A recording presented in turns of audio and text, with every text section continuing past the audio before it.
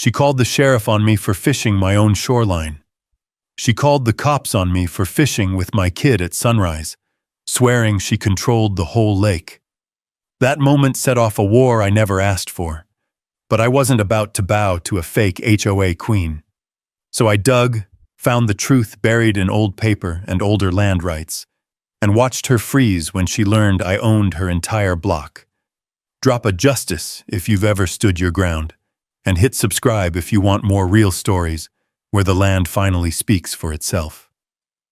The sky over Lost Timber Lake was still the color of slate when I stepped onto the dock with my son, Colton.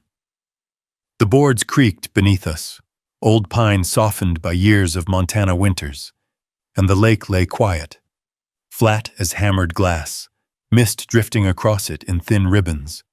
You could smell the cold in the air, that clean mineral scent that only shows up before sunrise. Colton sat beside me, kicking his boots lightly against the dock while he threaded a line through his small spinning reel. The kid was 11, but handled a rod like he'd been born with it. "Dad, think we'll catch something before breakfast?" he asked. "Always do," I said, lowering my line into the water. For a few minutes there was nothing but the soft splash of the bobber and the distant croak of a heron somewhere along the shoreline. Peace. Real, honest peace. One of the few reasons I'd moved us out here after the divorce. A small, weathered cabin on 8 acres of lakefront was the kind of quiet I didn't know I'd needed until I had it. Then I heard it, tires crunching on gravel. Colton glanced back. "Someone's coming." A sheriff's cruiser crept up the narrow road, headlights cutting through the thinning morning fog. The engine idled low, a heavy mechanical growl that didn't belong at this hour. The cruiser stopped right above our cabin's dirt driveway, tires pressing into the soft earth. Sheriff Cody Rellin stepped out, hat low, jaw already tense like he dreaded whatever this visit was about. And then I heard the voice that truly soured the morning. "Right there, Cody. That's him. That's the trespasser." Linda Harwood, HOA president, terror of Lost Timber Lake, and self-appointed queen of property values, stood on her meticulously manicured patch of lawn, wearing a bright wine-red jacket and expensive hiking boots that had never touched a real trail. Her hair was pulled tight, high and stiff, ready for confrontation. "Linda," I muttered. "Of course it's Linda." She marched toward us, pointing like she was calling out a bank robber instead of a father and son fishing. "Sheriff, I need you to remove this man from community property, immediately." Rellin sighed through his nose, the kind of sigh law enforcement makes when they've been dragged into neighbor drama for the 100th time. He walked to the dock, boots thudding on old wood. "Morning, Evan," he said cautiously. "Linda here says you're fishing on HOA-controlled lake frontage." I kept my voice even. "This is my dock, Cody, my shoreline. You pass it every time you drive the loop." Linda scoffed loudly. "That dock extends into community water. Our bylaws clearly state—" "Your bylaws," I cut in, "don't override county plats or state water access rights." Linda's eyes flashed. "Stop pretending you don't know the rules here. I've sent 3 notices about lake usage. You can't just fish wherever you want, whenever you want. This lake is governed." "By who?" I asked. "You." She lifted her chin. "By the Lake Harmony Residential Association, which I happen to lead." Colton shifted closer to me. I squeezed his shoulder reassuringly. The sheriff scratched the back of his neck. "Evan, she filed an official complaint. Says you're ignoring multiple directives. Says this shoreline is, her wording, community-regulated space." "She's wrong," I said. "Calm. Always calm. That's how you win against people like Linda." Linda stepped closer, practically vibrating with authority that didn't actually exist. "Sheriff, I expect you to enforce the rules. He needs to vacate the water. Now." Rellin looked caught between us, the mist swirling around his boots like the lake itself didn't want him involved. He shifted uncomfortably. "Look, Evan, maybe just step back from the dock for a minute. Let's sort this out without it turning into something messy." "No," I said gently, because stepping back tells her she's right. Linda threw her hands up. "Oh, for heaven's sake, don't make this difficult. This is a simple matter of compliance." The lake stayed quiet, a mirror reflecting pale, early light, as if waiting for my answer. I reeled in my line slowly, the crank echoing. Then I leaned toward the sheriff, lowering my voice so only he could hear. "Sheriff," I said, "this isn't her lake." I paused. "She just doesn't know it yet." Cody's brow furrowed, confused, wary, sensing something deeper under the surface. Linda didn't hear me, but she would. Soon. Because the ground she thought she ruled, it belonged to someone else entirely. And that someone was standing right here on this dock. But that wasn't where the story began. It started 6 months earlier, on a crisp September afternoon, when I first turned off the county highway and followed that winding dirt road through tall lodgepole pines toward Lost Timber Lake. The dust rolled behind my truck in long, slow waves, the way it does when no one's driven a road for hours. I remember thinking how peaceful it all felt. The air sharp, the lake half hidden through the trees, sparkling like hammered silver under the Montana sun. Colton sat in the passenger seat with his backpack in his lap. He stared through the window at the pine silhouettes and the log cabins scattered along the shore. "It's quiet here," he whispered. "That's the point," I told him. The cabin, ours now, sat on 8 acres of untouched shoreline. Weathered wood, green metal roof, porch facing the lake. When I first stepped out of the truck, the boards on the front steps groaned under my boots, and the wind carried the smell of spruce and cold water. After the divorce, after the years of running water infrastructure projects in 3 different states, quiet felt like a luxury I'd almost forgotten. I spent the first 2 days repairing loose shutters and hauling out old furniture the previous owner left behind. The lake was a living thing outside the porch window, blue, calm, reflective, changing with every shift of cloud cover. Occasionally a loon called across the water, long and hollow, echoing through the trees. Colton explored the shoreline, skipping stones and collecting pine cones like trophies. But on the 3rd morning, peace cracked. I heard heels, actual heels, clicking on my wooden deck, sharp, precise, impatient. When I stepped outside, Linda Harwood stood with her hands folded over a thick binder and a glossy smile that didn't reach her heavily lined eyes. "Mr. Mercer, welcome to our community," she said, though her tone made it sound more like a warning than a greeting. She wore hiking boots now, but they still looked too clean to be real. Her maroon jacket caught the sunlight like varnished paint. I wiped my hands on my jeans. "Morning. Can I help you?" She flipped open her binder immediately. "This visit is just routine. You're required to complete orientation for the Lake Harmony Residential Association. Dues are $600 a year due now. Dock approval must be submitted by Friday, and you'll need to register any guests who plan on using the lake." I blinked. "I just moved in. I haven't signed anything with an HOA." "Oh, it's implied when you purchase lakefront property." Her smile stiffened. "Ask anyone here. The HOA maintains standards. Without us, this place would fall apart." "I own my shoreline," I said, "and my dock. What exactly do your dues cover?" Her eyes hardened. "Community maintenance, lake preservation, neighborhood harmony." "Harmony doesn't usually start with surprise fees," I said. Her binder snapped shut like a slammed door. "Mr. Mercer, everyone participates. It keeps the community pleasant. You wouldn't want to be the neighbor who lowers the tone." She turned on her heel and walked off my deck with the authority of someone who'd been obeyed her entire life. Colton appeared behind me. "Who was that?" Someone who thinks she's in charge, I said, but she isn't.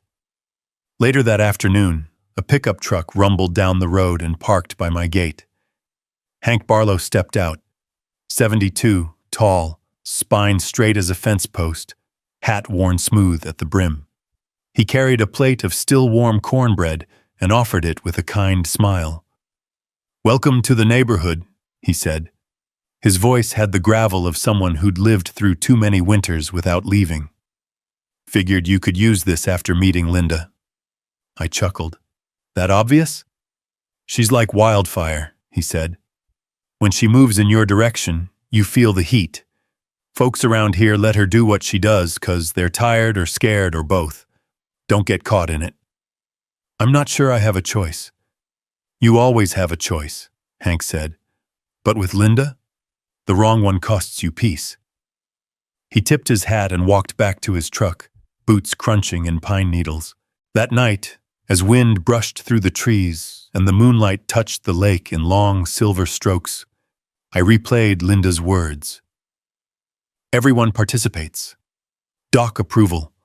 Orientation fees. Standards. Something about the way she said it stuck in my ribs like a splinter. It wasn't community spirit. It was a threat wrapped in neighborly politeness.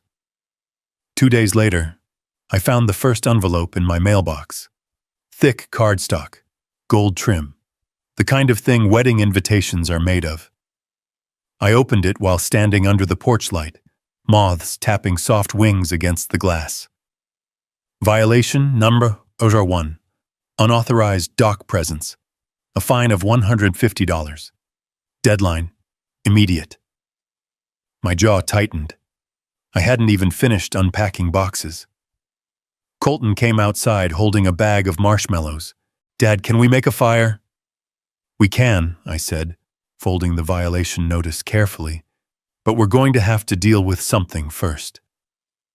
The trees swayed in the night breeze, and somewhere across the lake, a dog barked.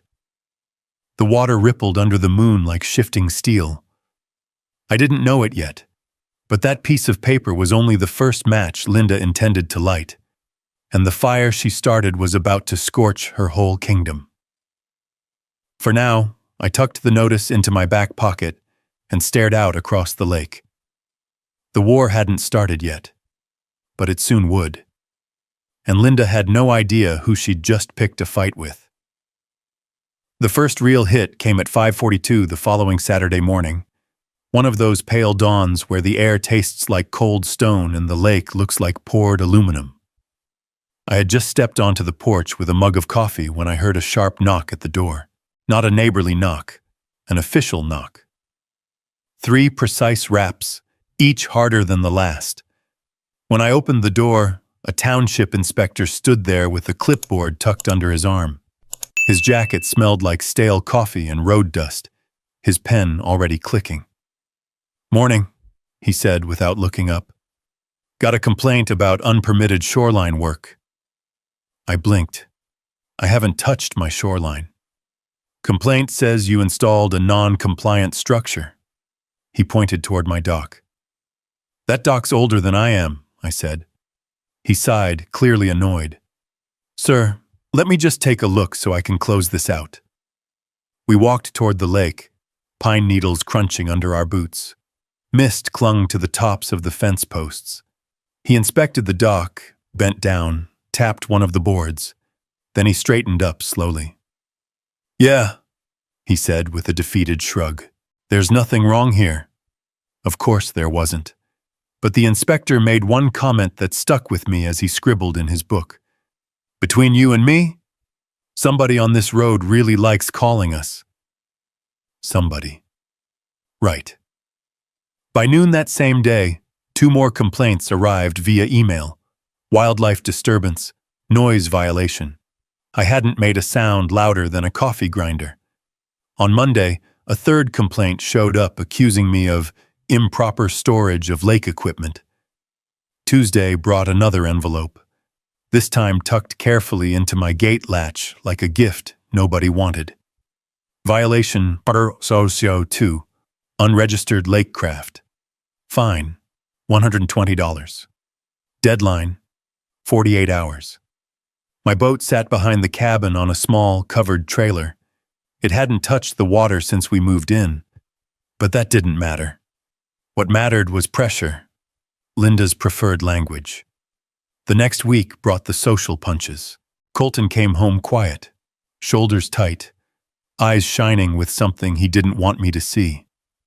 When I finally coaxed it out of him, he said one of the kids in the fishing group told him he wasn't allowed to join because his dad doesn't follow the rules.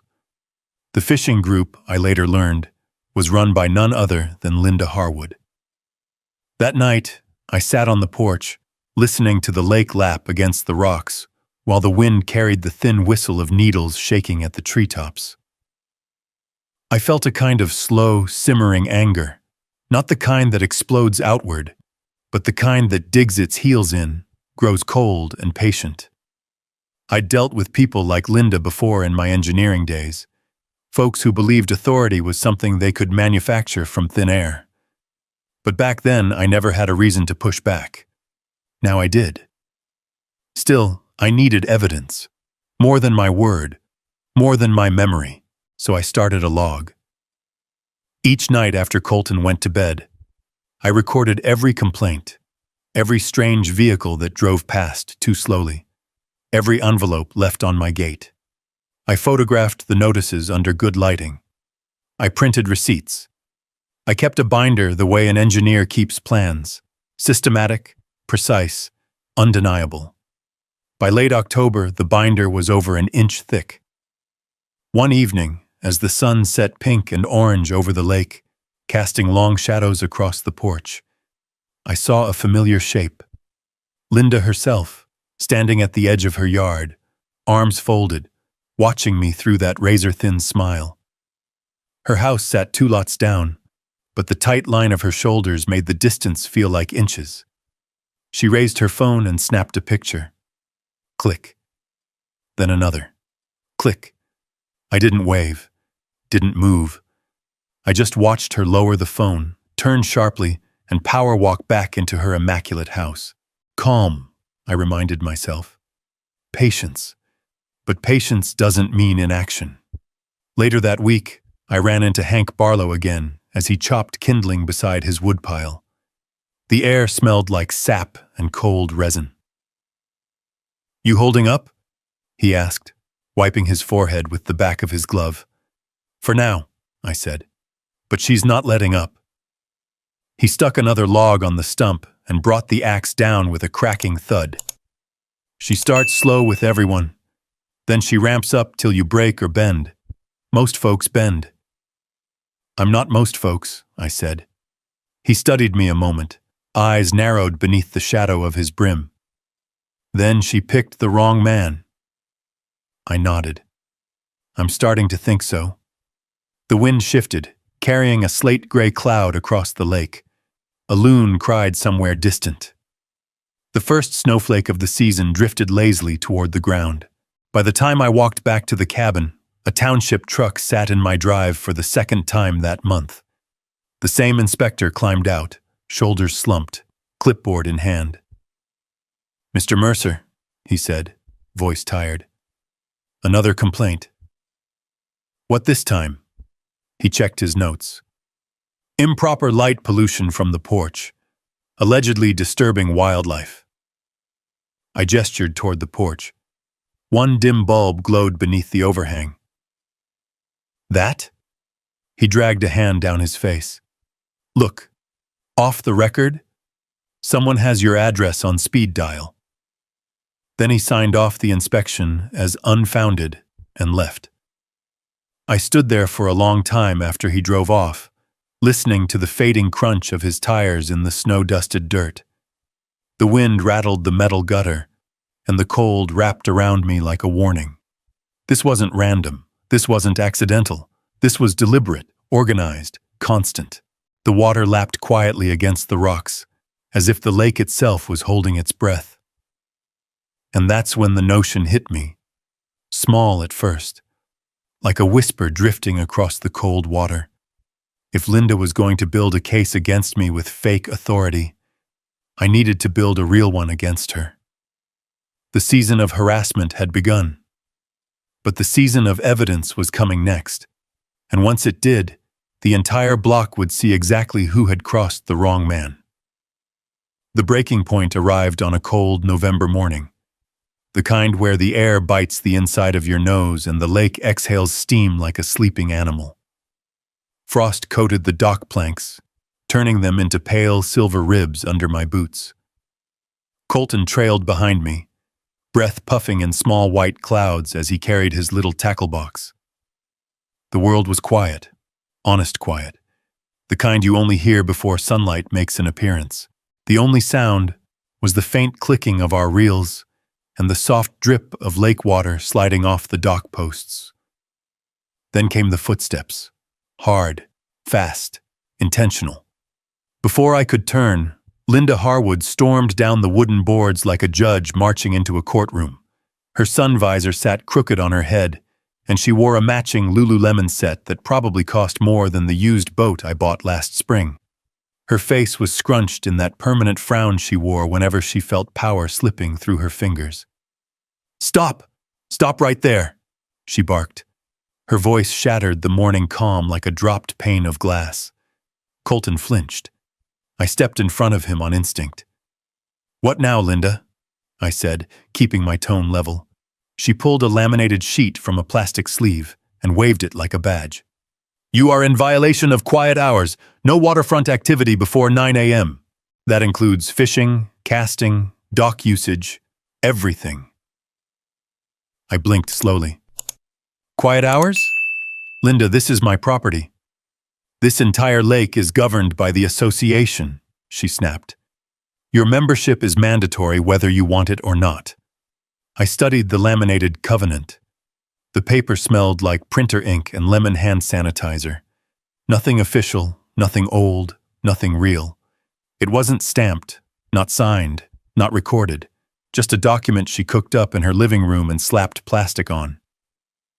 "That isn't a legal covenant," I said. "You can laminate fiction all you want, but it's still fiction." Her nostrils flared. "I'll be adding another violation. Refusal to comply with community regulations." I felt the tight pull of anger deep in my chest, the quiet kind that makes your hands want to clench. But I kept them loose at my sides, because people like Linda feed on explosions, and I refused to give her one. "I'm here with my son," I said softly. "Fishing. On my property. Leave us alone."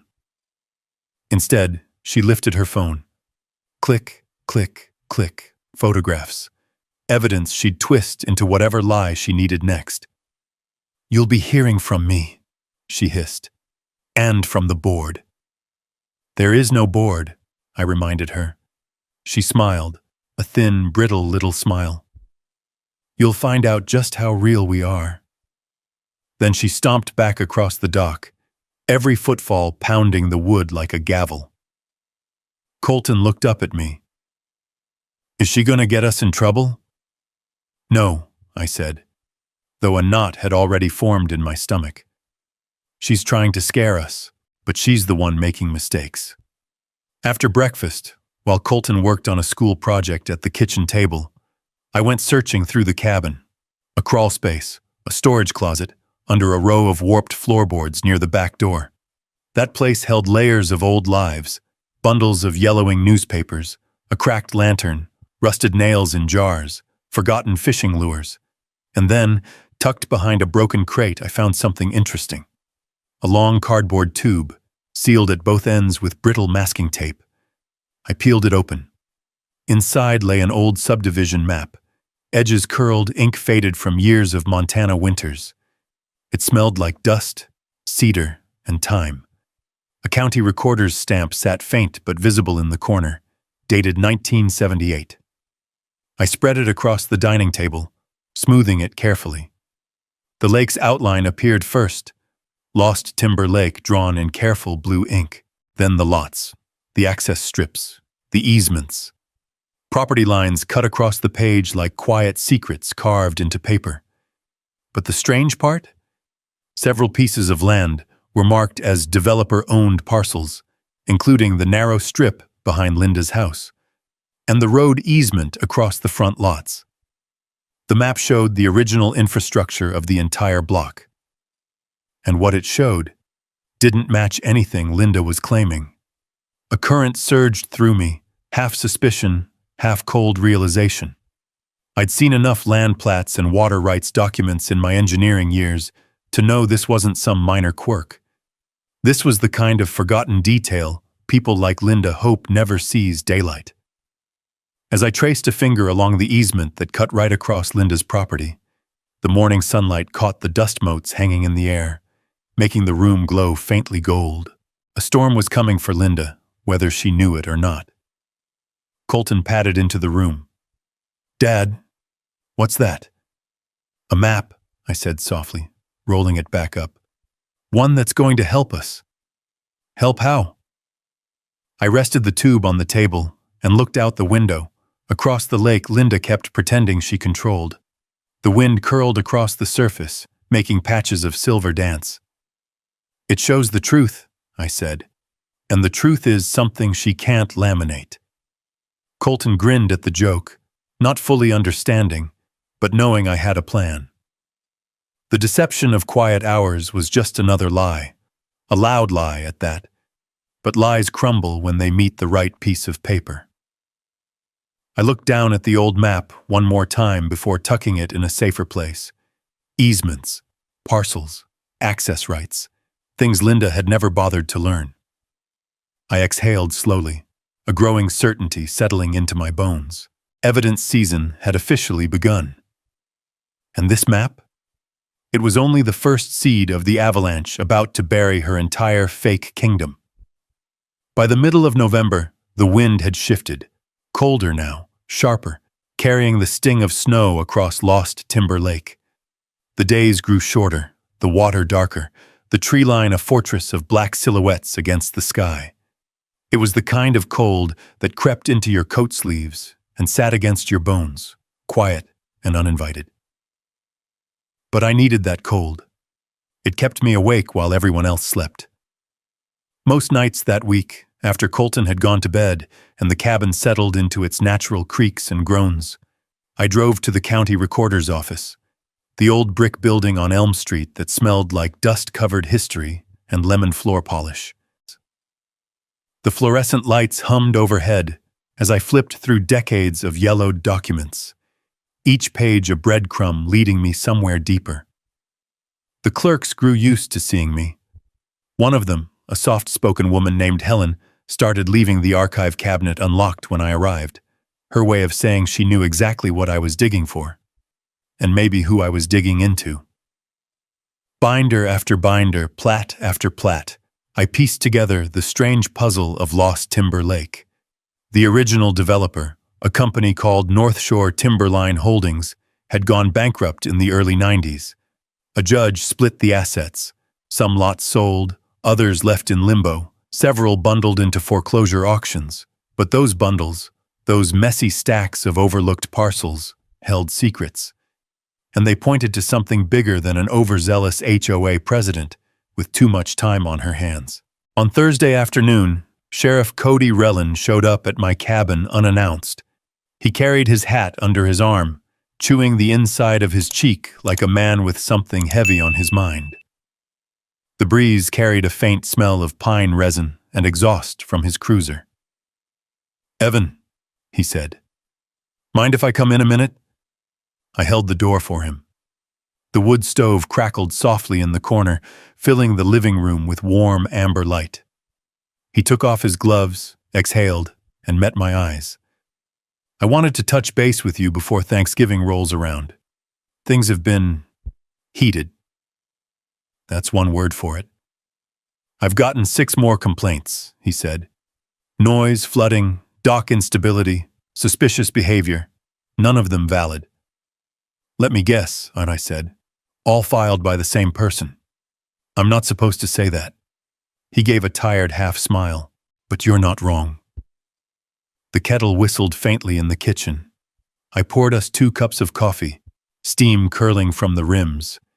He took his slowly, warming his hands. "Look," he said, voice dropping. "These are civil issues, Evan. HOA disputes, property lines. None of that's criminal unless there's fraud involved. And is there? He hesitated. If there is, I can't act until you've got solid proof. I thought about the map rolled in my desk, the deed fragments I'd copied, the missing incorporation records for Linda's so-called HOA, the scattered references in the bankruptcy files. I'm working on it, I said quietly. He nodded. Good. Because if Linda keeps escalating, I need something concrete to push back with. He finished his coffee, set the mug on the counter, and rested a hand on the doorframe before leaving. Evan, he said, looking back at me through the warm light of the cabin. Be careful. Linda may not have real authority, but she's got a real talent for stirring trouble. The door clicked shut behind him, leaving me with the crackling fire and the whisper of wind against the windows. By the weekend, I knew I needed more than scattered evidence. I needed someone who understood the deeper layers of land law, someone who could pull the thread until the whole sweater came apart. So on Monday morning, under a sky the color of blue shale, I drove 2 towns over to the office of Mara Jensen, a property lawyer recommended by one of the clerks. Her office sat in an old converted bank building, arched windows, stone steps, brass door handles polished from decades of use. Inside, law books lined the walls from floor to ceiling. She wore a gray wool blazer, dark-rimmed glasses, and the expression of someone who could cut through red tape with a single sentence. So, she said, flipping through the stack of copies I'd brought, you're telling me an HOA is issuing fines without being registered with the state? Correct. And they claim lake authority, she said, sliding the map toward her, based on covenants that aren't stamped, signed, or recorded anywhere? Correct. She leaned back in her leather chair, eyebrows lifting. That's ambitious of them. That's one word for it. Mara tapped her finger on the old subdivision map. Where did you find this? In my cabin. The previous owner left it behind. Smart man, she said. This predates the HOA by decades. And look here, developer-owned parcels, road easement, common access strips. I nodded. Matches what I'm finding downtown. Mara removed her glasses and folded them carefully. Evan, you might own more than your cabin. The words hung in the air like a suspended breath. Outside her window, a gust of wind rattled the old branches lining the sidewalk. How much more? I asked. That depends on what the bankruptcy filings say, she replied. But if these parcels were never transferred legally, they would have reverted according to the final trustee ledger. And if they were bought at auction? Then the buyer owns every scrap of land listed here. My pulse thudded in my throat. Do we know who that is? Not yet, she said, but we will. She stacked the maps, the copies, the photographs of the violations I'd logged. I'll start digging. Give me a week. When I stepped outside into the cold afternoon, the wind pulled at my jacket and sent dust swirls skating across the old brick pavement. Snowflakes drifted from a pale sky overhead, melting the moment they touched the warm hood of my truck. I felt the first flicker of hope, small, bright, electric. Not because I wanted revenge, because I finally understood something. Bullies thrive on silence, but silence breaks when evidence speaks. And once evidence starts talking, even the loudest lies can't drown it out. I drove home as daylight thinned into a lavender dusk, the lake ahead rippling with icy wind. The world felt like it was holding still, waiting for something to give. Something was coming, something bigger than violations and laminated lies. Linda had pushed. Now the ground beneath her feet was beginning to shift, and she had no idea how deep the cracks ran.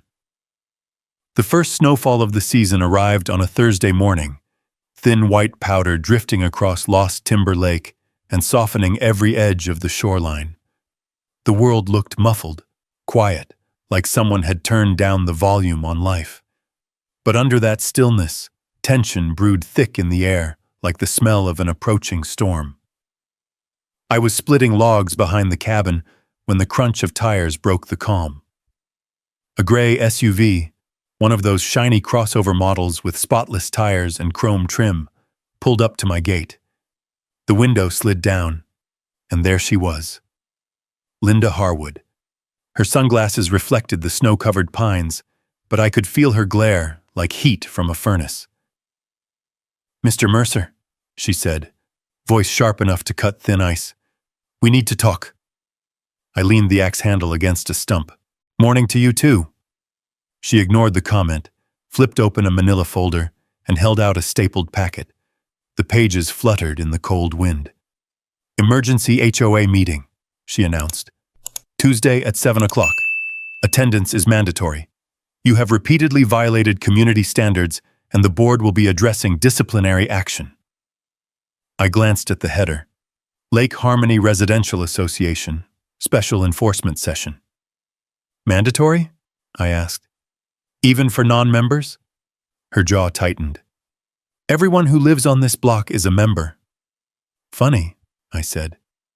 "The state disagrees." She bristled but didn't retreat. "If you fail to attend, the board will vote on additional fines." I folded the packet and slid it into my coat pocket. "See you Tuesday." Linda drove off in a whirl of snow and exhaust, her SUV fishtailing slightly on the icy road. As I watched her go, a strange calm settled over me. Not the peace of ignorance, but the calm that comes when you know how a story ends long before the villain does. That evening, I unrolled the old subdivision map on my dining table again, tracing the inked lines under the warm glow of the hanging lamp. Snow tapped softly against the window pane. The lake stretched black and silent outside, rimmed by frost like a sheet of obsidian. This map held truth, and soon, the room Linda thought she controlled would have to face it. By Saturday, Mara Jensen responded to my email with a short, pointed message. "We need to talk before the meeting." I drove to her office through light flurries, the truck heater struggling against the cold. Inside, Mara had spread out bankruptcy filings, court summaries, and scanned documents across her desk. She tapped one page with her pen. "I found the final asset disposition from North Shore Timberline Holdings," she said. "And Evan, those developer-owned parcels on your map weren't lost. They were bought." I leaned forward. "By who?" She handed me a copy of the buyer's ledger. The name printed there hit like a hammer. Mercer Holdings Trust.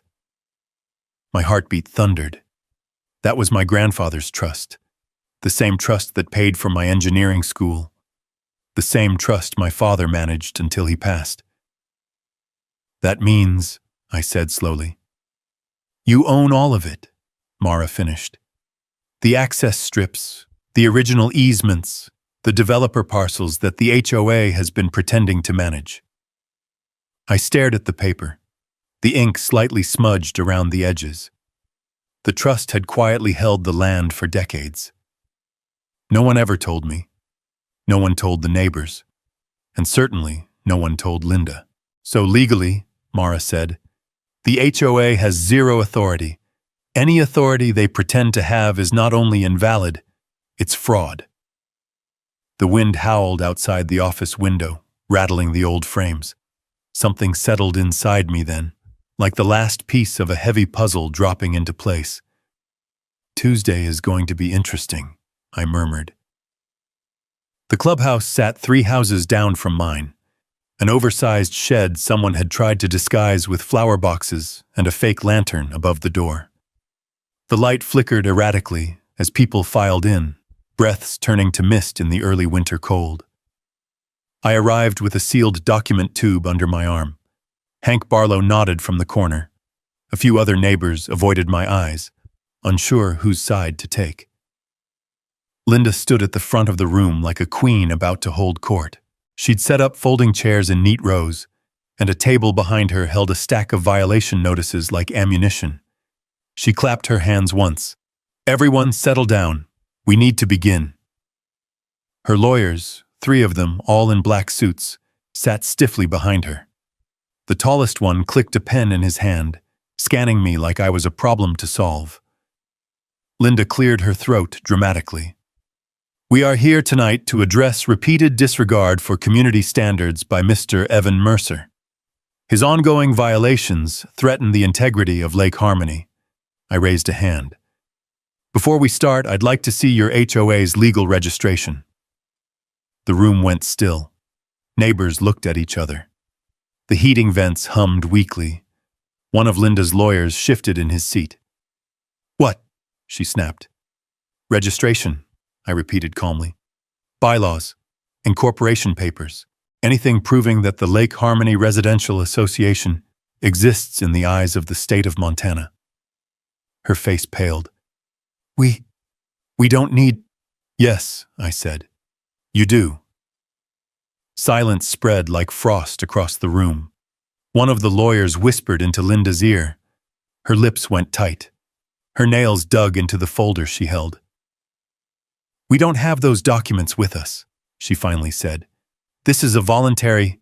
This, I interrupted, is a fraud, and you know it. Gasps rippled through the room. Hank Barlow's eyebrows shot up. One neighbor dropped his pen. Linda slammed her binder shut. You sit down. You have no authority to... I reached into the tube, pulled out the old subdivision map, and unrolled it across the front table. The edges curled softly under the warm air. This, I said, tapping the map with my finger, is the truth, and we're not done. The room leaned in as the air grew sharp and expectant.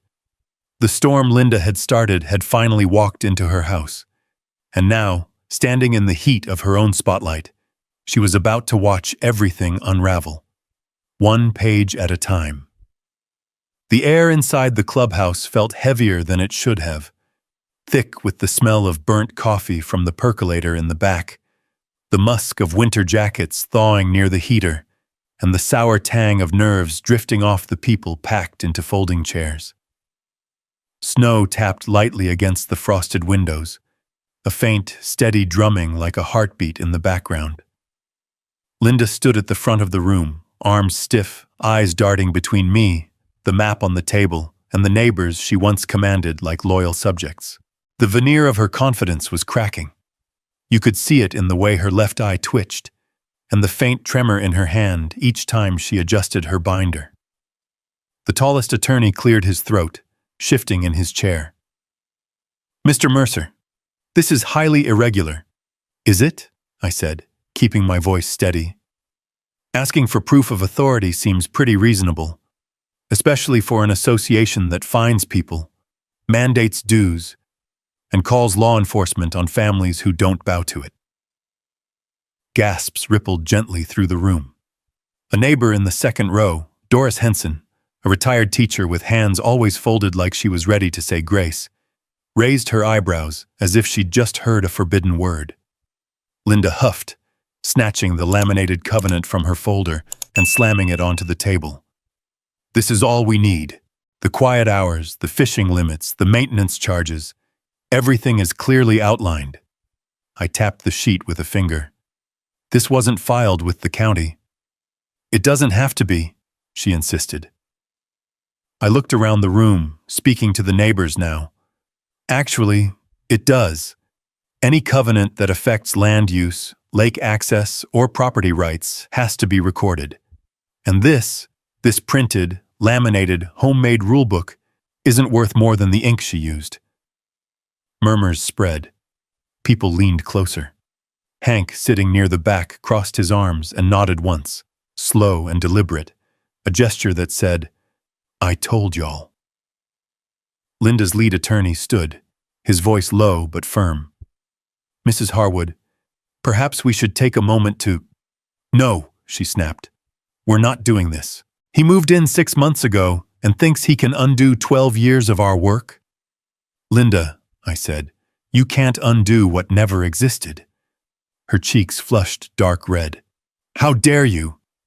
I unrolled the map farther, revealing the curvature of Lost Timber Lake, the plotted lots surrounding it, and the thin, narrow parcels highlighted in faded yellow, the forgotten pieces the developer once held. "Everyone take a look," I said, pointing at the corner stamp.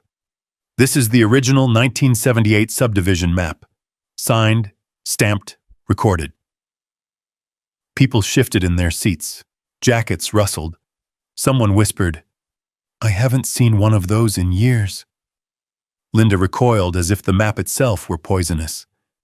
"See these strips?" I said, tracing my finger along the inked edges. "These are easements, paths and accessways the developer retained for maintenance of the lake, roads, and shoreline. According to state law, those easements carry authority. Not any HOA, not any volunteer committee, not someone's idea of neighborhood control." I watched the realization flicker across the neighbors' faces, the slow dawning understanding that they had been paying into a fantasy. Linda's voice trembled as she spoke again, trying to claw back control. "Stop listening to him! This is misleading, outdated, irrelevant!" The shorter attorney cleared his throat. "Mrs. Harwood, do we have our own copies of these documents? Or any?" "No," she barked, rounding on him. "We have our rules, our standards." "And those standards," I said, cutting in gently, "need legal grounding." I reached into the cardboard tube one more time and pulled out the older, more fragile set of documents, the bankruptcy filings Mara had given me. The paper edges were soft, browned with age, stamped with the unmistakable seal of the county court. "And here," I said, laying them next to the map, "is where everything collapses." A hush swept across the room. Even the heater seemed to quiet. Back in the mid-90s, North Shore Timberline Holdings went bankrupt. Their assets, including these exact parcels, were auctioned. I placed a photocopy of the buyer's ledger on the table. "Do any of you recognize this name?" I asked. Everyone leaned forward, even Linda. There it was in black ink, Mercer Holdings Trust. "My grandfather's trust," I said calmly, "inherited by my father, and now owned by me." Linda took a shaky step back, her heel bumping the wall. Her hand shot out, gripping the chair beside her. "That's impossible," she whispered. "It's recorded with the county," I replied. "Stamped, filed, indisputable." One of her lawyers rubbed his forehead, muttering something to himself. I continued. "This trust owns every developer-held parcel, every easement, every access strip, every inch of land the HOA has been pretending to control." I pointed to the narrow parcel crossing the back of Linda's lot. "And that strip you've been calling community shoreline? It's mine." A sharp intake of breath echoed through the room. I heard Doris say, "My lord." "And the access road you've been issuing maintenance fees for?" I said. "Also mine." A low rumble of whispers swelled into the kind of collective outrage that fills a room when people realize they've been fooled for years. Hank uncrossed his arms, standing slowly. "So you're telling me we've been paying her money for a road she don't even own?" "Correct," I said. Linda shook her head, eyes wide and unblinking. No, this can't. No, this is my neighborhood." Neighbors turned toward her, some angry, some betrayed. A few wore expressions I'd only ever seen at funerals, mourning the trust they'd lost in someone they thought they knew. Linda jabbed a trembling finger at me. You planned this. You're trying to destroy everything I built." I stepped closer, not aggressive, just certain. "No, Linda. You did that yourself. I'm just holding up the mirror." Her breath came fast now. Her shoulders shook, her voice cracked. "You don't belong here." I met her eyes. "Linda, I legally own the land under your feet." Silence swallowed the room whole. Her jaw opened and closed like she was searching for air. Her attorneys exchanged a look that said more than words ever could. They knew the battle was lost.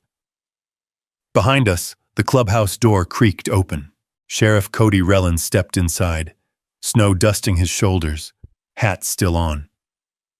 He scanned the stunned faces, the papers on the table, the bright red blotches of panic spreading across Linda's cheeks.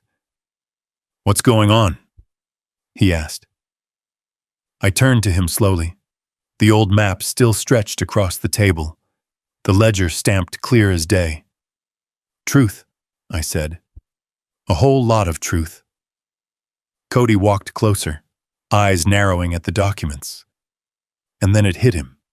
He looked at Linda, then at me, then at the trembling covenant in her hands. "Linda," he said softly, "we need to talk." And just like that, the house of cards fell. The queen had lost her crown, and for the first time in 12 years, the block finally saw the woman behind the title. Not a leader, just a liar standing in the ruins of her own kingdom. The clubhouse stayed frozen in silence long after Sheriff Rellen's words settled over the room. Snow tapped against the windows like fingertips, steady and cold, punctuating the stillness that followed Linda's unraveling. Neighbors shifted uneasily in their folding chairs, as if afraid a single movement might shatter whatever fragile truth now hung between us. Linda stood rigid, hands trembling at her sides, eyes darting like a trapped animal searching for a way out of a cage she had built herself. The map lay spread across the table behind me, its faded ink illuminated under the buzzing fluorescent lights, every parcel and easement a reminder of her deception. Sheriff Rellen stepped carefully toward the table, boots creaking on the warped wooden floor.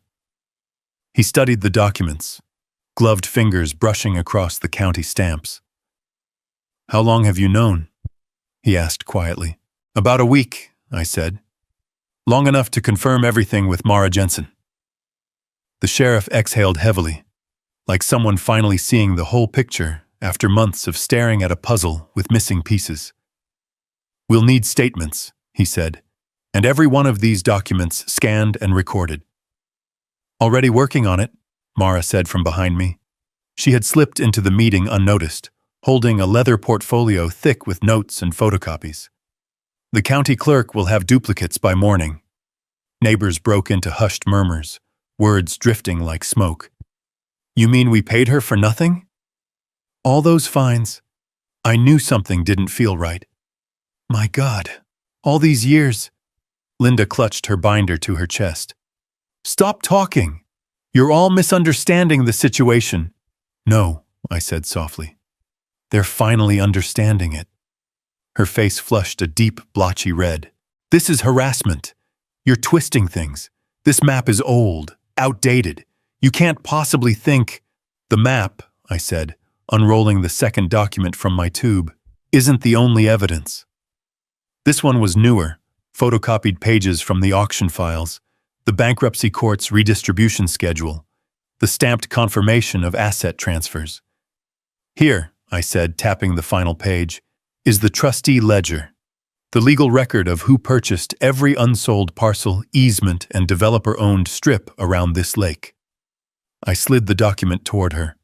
Her eyes scanned the page, widening with each line until her voice cracked in a whisper. No, this can't be." "It is," Mara said calmly. The name, Mercer Holdings Trust, sat at the center like an unmovable truth. The neighbors rose from their seats, drawing closer. Their faces hardened, not with anger alone, but something deeper. Betrayal, wounded trust, the kind that didn't heal easily. Doris Henson clutched her purse straps. "Linda, you said the HOA owned the lake access. You told us dues were required." "And they were," Linda snapped, clutching at fraying authority. "If I didn't step up, this place would have fallen apart. Someone had to maintain order." An older neighbor shook his head. "Order or control?" Linda shot him a glare sharp enough to cut glass. "This is my neighborhood." "No," I said, "it's ours. And the land behind your yard, the path you call community shoreline, that land belongs to the trust, and now it belongs to me." Sheriff Rellen turned to her, voice low. "Linda, I'm going to need your full accounting records for the past 12 years. She stiffened. I'm not giving you anything. It wasn't a request. He stepped closer, lowering his voice, though everyone could still hear.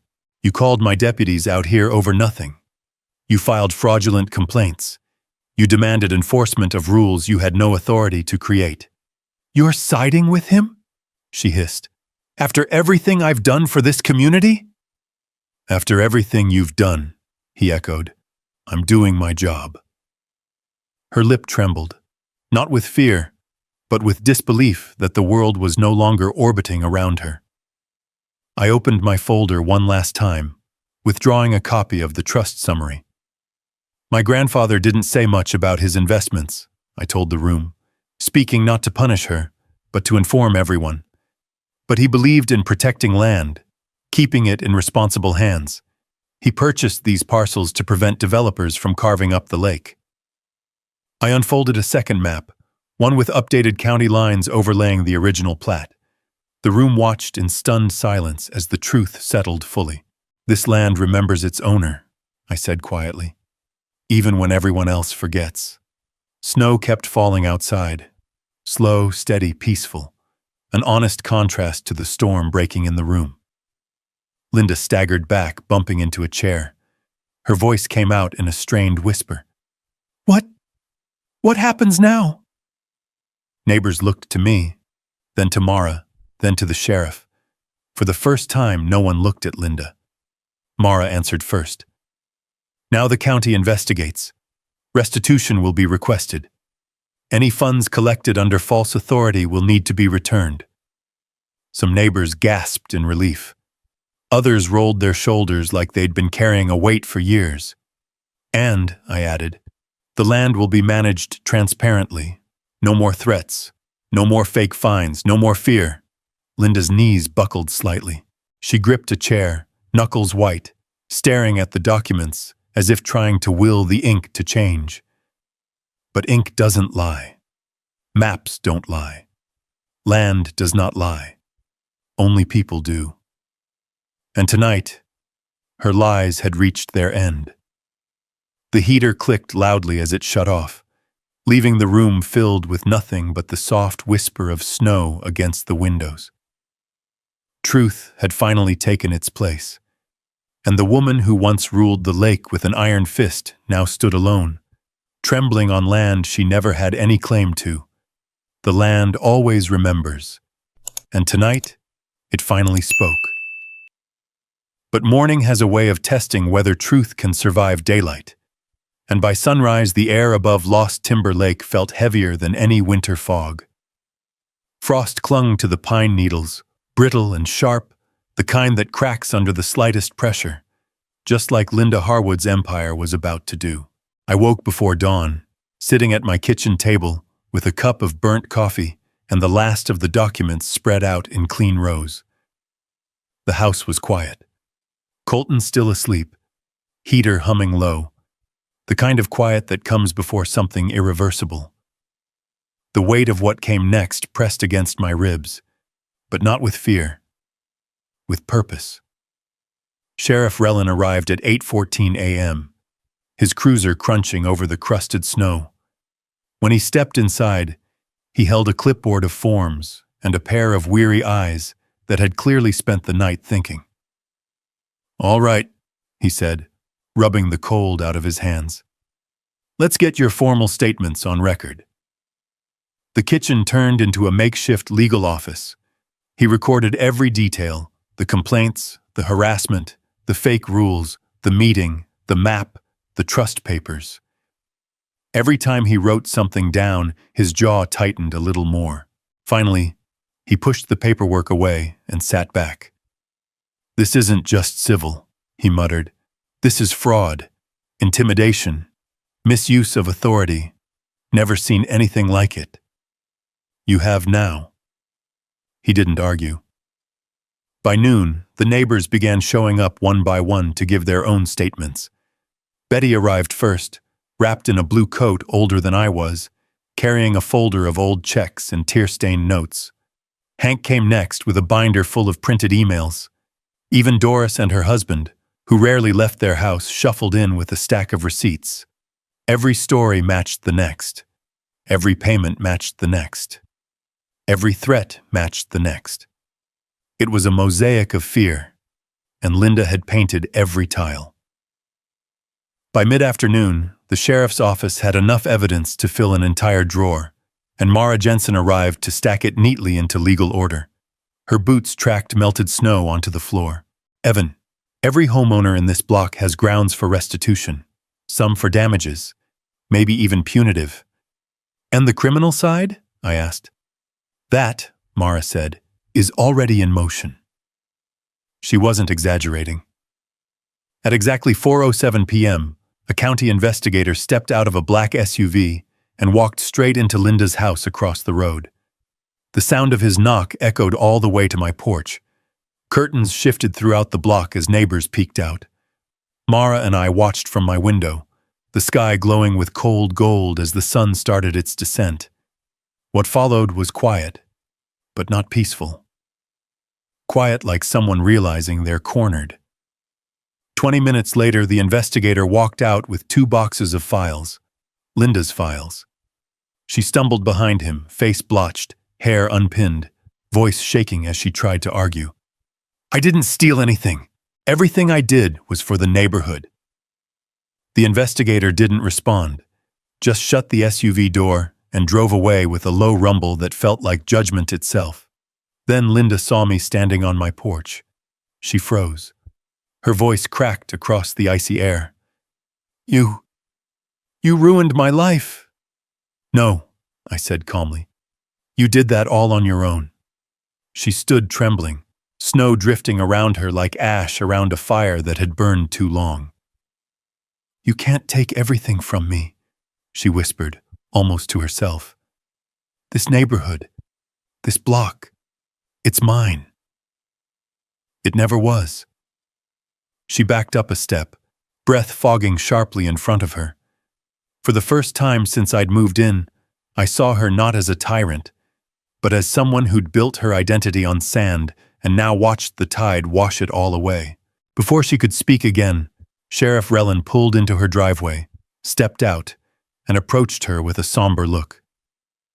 Linda Harwood, he said, I need to inform you that the county is opening a formal fraud investigation. I'm going to ask you to remain available for questioning. You are not under arrest at this time, but you are not free to leave the county. The words struck harder than handcuffs. Her shoulders sagged, her chin wavered, and for a moment, I thought she might collapse into the snow. But she didn't. She lifted her head, eyes wet but burning. You think they'll side with you? She hissed. You're new. I've lived here 15 years. I built this community. You built fear, I said, and you used it. She inhaled sharply, as if my words had dragged the air right out of her lungs. Relin placed a gentle but firm hand on her arm. Ma'am, go inside. I'll contact you tomorrow. She turned and disappeared into her house, slow, defeated, but still clinging to whatever pride she had left. As the sheriff walked back toward his cruiser, he paused beside me. You handled this by the book, he said. If you'd blown up, if you'd snapped, she'd have used it. But you stayed patient. That's why this is going to stick. It wasn't patience, I said quietly. It was knowing what the truth weighs. He nodded once. Now the system moves, and this time, it's moving the right way. He drove off, tail lights glowing red against the snow. The block fell into stillness. Lights flicked on inside houses as evening settled. Doors opened as neighbors stepped out, drifting toward each other in small, cautious clusters. Someone knocked gently on my porch rail. It was Hank, hands shoved deep into his coat pockets. Evan, whatever happens next, thank you. You did what none of us could. I shook my head. You all stood up today. That mattered. He nodded, eyes misty from cold or something heavier. But you started it. Through the falling snow, we watched Linda's house. Dark, silent, no movement. The kind of silence that comes after a storm breaks a structure down to the foundation. "What happens now?" Hank asked. I exhaled, watching the breath trail away. "Now," I said, "the law does what it should have done a long time ago." The night closed in, cold, crisp, and honest. A different kind of quiet settled over Lost Timber Lake.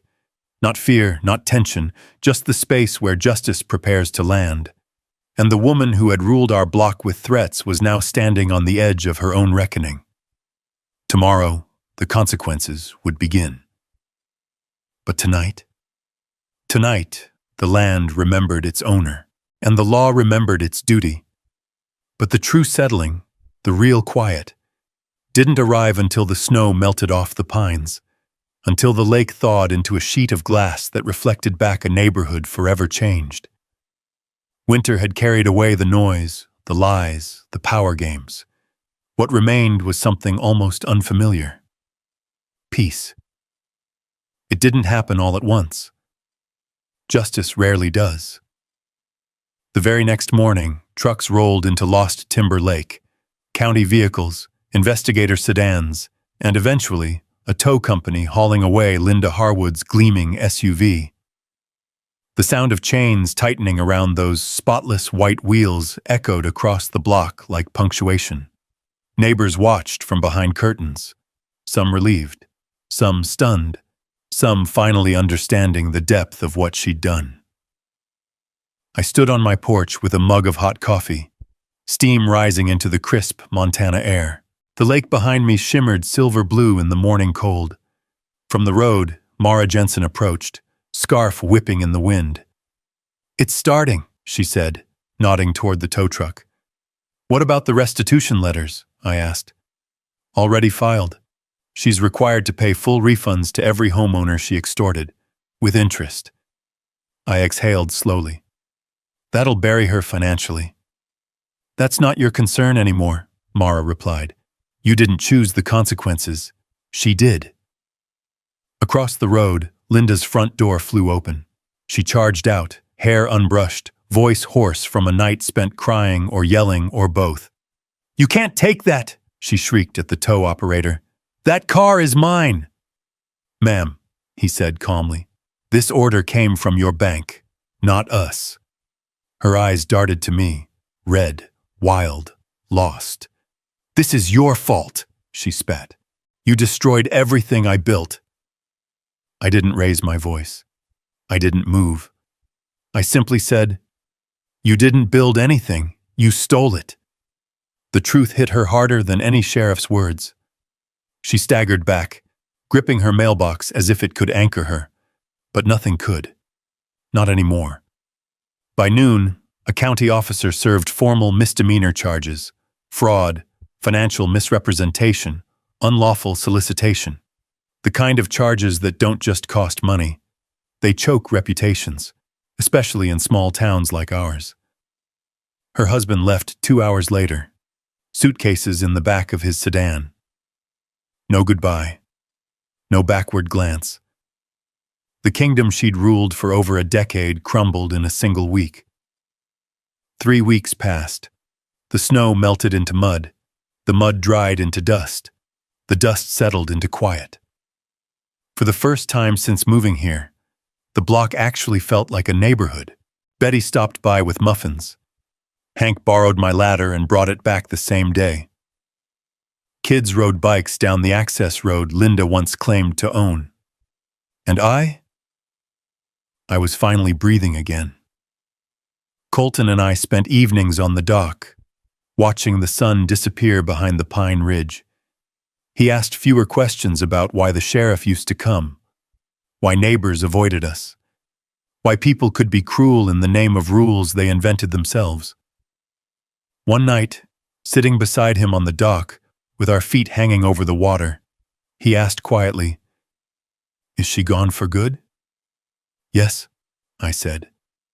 "She won't be coming back." He nodded, satisfied in that simple, clean way kids accept justice when they see it. Spring brought the final closure.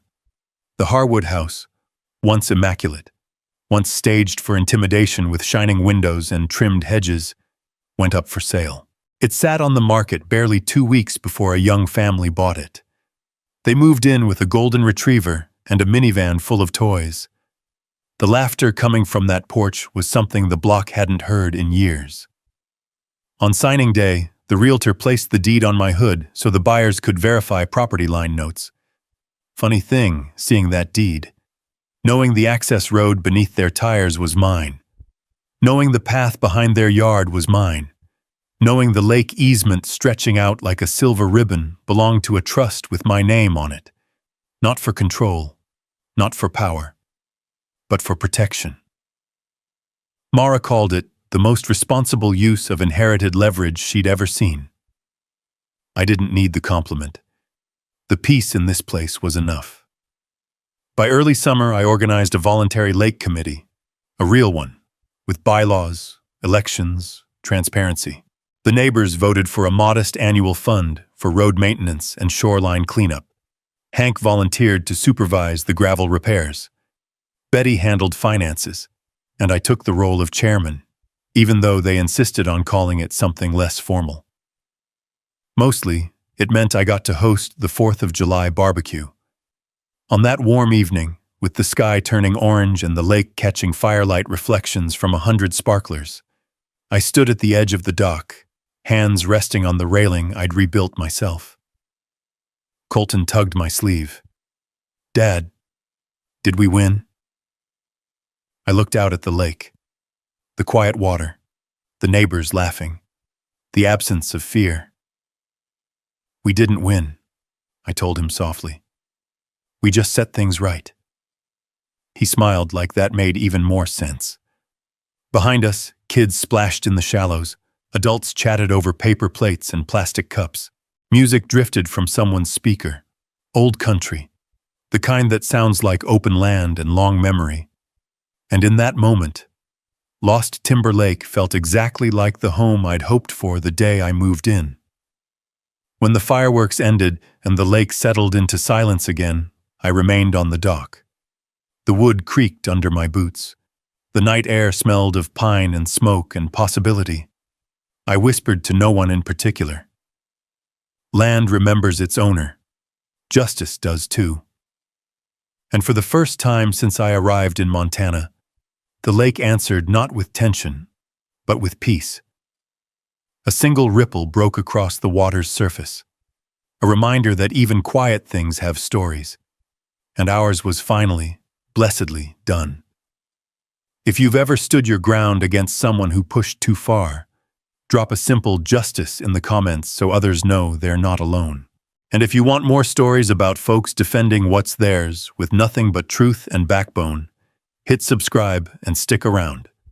We've got plenty more coming.